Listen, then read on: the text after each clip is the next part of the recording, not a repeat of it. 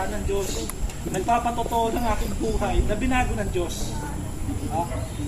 Sa lahat ng campers, ewan ko lang kung sino nakakaalala sa inyo nung pangalan ng station ko.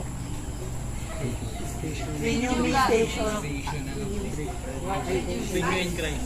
Tama ba si Justin? Justin. President.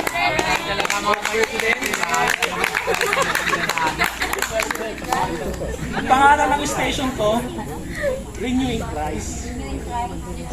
At yung verse na pinanggalingan mo ay yung 2 Corinthians 5:17. Basahin ko sa inyo sa Tagalog. Kat ano kay pagkaisa kay Kristo. Anong bago nila?